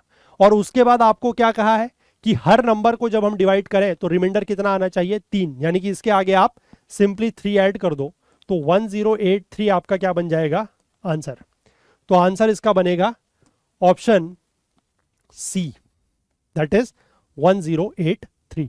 ठीक है, ये क्वेश्चंस काफी आसान होते हैं एलसीएम एचसीएफ के, और इसको इस तरीके से ही किया जाता है। ठीक है, तो आई होप कि इस सेशन में हम लोगों ने जितने भी क्वेश्चंस डिस्कस किए, आपको क्वेश्चंस जो है वो समझ में आए होंगे, कैसे करने हैं, क्या अप्रोच क्वेश्चंस में लेके चलनी है। ठीक है, और मैंने आपको बताया है कि जब लास्ट सेशन हम लोग इसका करेंगे, मतलब जो रीजनिंग और क्वांट का नेक्स्ट सेशन होगा वो लास्ट सेशन होगा, क्योंकि उसमें हम लोग 13 क्वेश्चन या 12 क्वेश्चन जो रिमेनिंग है क्वांट रीजनिंग के वो कंप्लीट कर लेंगे। तो उसके बाद हम लोग जो है एक बार मैं आपको जल्दी से, ठीक है, सारे क्वेश्चंस में ये देख के बता दूंगा, मतलब फटाफट हम लोग जो है सिर्फ स्क्रॉल करके ये देखेंगे कि कौन से क्वेश्चन आसान थे और कौन से क्वेश्चन टफ थे। तो हम ये बता देंगे आपको कि जो अराउंड रीजनिंग और क्वांट में, क्योंकि सी सेट में क्या है कि मतलब लोग ज़्यादातर मतलब एक दो कैटेगरी के लोग होते हैं, या तो लोग ऐसे होते हैं जो ज़्यादा फोकस कॉम्प्रिहेंशन वाले पार्ट पे करते हैं, या फिर ज़्यादा फोकस वो लोग रीजनिंग और क्वांट पर करते हैं। ठीक है, एक बैलेंस्ड लेकर यहाँ पर लोग बहुत कम चलते हैं सी सेट में, जो मेरा एक्सपीरियंस रहा है। या तो लोग क्वांट और रीजनिंग ज़्यादा सॉल्व करते हैं, ठीक है, कॉम्प्रिहेंशन के एक आध दो क्वेश्चन कर लिए, या फिर कुछ लोग ऐसे होते हैं कि जो कॉम्प्रिहेंशन पर ज़्यादा फोकस करते हैं, वो रीजनिंग और क्वांट के 2-4 क्वेश्चन करते हैं। ठीक है, तो हम लोग रीजनिंग और क्वांट का सेक्शन जब कंप्लीट करेंगे तो अराउंड जो 53-54 क्वेश्चन हैं वो हमें अगली बार पता लग जाएगा, क्योंकि पिछले साल तक मतलब पिछले सेशन में हमने उन्हें 30 क्वेश्चन कर लिए थे, आज 11 किए हैं तो 41 हो गए। नेक्स्ट वाले में most probably I think 12 question के आसपास है, तो 53 क्वेश्चन हो जाएंगे। उन 53 में से हम लोग ये चेक करेंगे कि कितने क्वेश्चन ऐसे थे जो हम लोग या जो आप लोग अगर क्वेश्चन एग्जाम में आते हैं तो बड़े आसानी से उस तरीके के क्वेश्चन को सॉल्व कर सकते हैं। ठीक है, क्योंकि हमारा टारगेट यहाँ पर कोई 200 नंबर का अगर पेपर हो रहा है, हर क्वेश्चन 2.5 नंबर का है, 200 क्वेश्चन का नंबर का पेपर है, तो हमें कोई 180-190 नंबर नहीं लाने हैं, हमें सिर्फ 66 नंबर लाने हैं, 33% मार्क्स लाने हैं, हमारा काम उसमें भी बन जाएगा। ठीक है, तो हम देखेंगे कि क्या हम उतने क्वेश्चंस इस पेपर में थे जो हम आसानी से सॉल्व कर पाते हैं या नहीं कर पाते हैं। ठीक है, तो वो हम लोग अगले सेशन में ही देख लेंगे। और साथ ही साथ जब हमारा ये सी सेट का आखिरी सेशन होगा उस दिन मैं थोड़ा सा आपको ये भी बता दूंगा कि एक अप्रोच आप लोगों की क्या होनी चाहिए सी सेट के पेपर को लेकर, क्योंकि हम लोगों ने जीएस पेपर 1 को लेकर तो एक वीडियो बना दिया है कि किस तरीके से उस पेपर को आप अप्रोच करें, है ना। वहाँ पर मैंने आपको एक 3 स्टेज स्ट्रेटेजी बताई है कि आप पहले पेपर को कैसे देखें फिर कैसे देखें, और उसको लेकर एक वीडियो जो है वो हमारे इसी चैनल पर पोस्ट है, पब्लिश हुआ है, आप उसको ज़रूर एक बार विजिट कर लें, देख लें उस वीडियो को जाने से पहले, आप लोगों के एग्जाम से पहले, वो भी हेल्पफुल हो सकता है। और बाकी सी सेट को लेकर क्या अप्रोच रहनी चाहिए कि किस तरीके से क्वेश्चंस को पता लगाना है पढ़ के और कैसे सॉल्व करना है और कहाँ पर टाइम अपना ख़राब होने से बचाना है, वो मैं आपको जिस दिन लास्ट सेशन होगा उस दिन बता दूंगा। ठीक है, तो फिलहाल के लिए आज इतना ही रखेंगे, और बाकी जो रीजनिंग और ये इसके क्वांट के कुछ क्वेश्चंस बचे हैं वो हम लोग अगले सेशन में देखते हैं। तो अगर आपको ये सेशन पसंद आया हो तो लाइक ज़रूर करें, ज़्यादा से ज़्यादा शेयर करें, और अगर कोई डाउट है, कोई किसी भी बात को लेकर कोई क्वेरी है तो नीचे आप कमेंट सेक्शन में पूछ सकते हैं।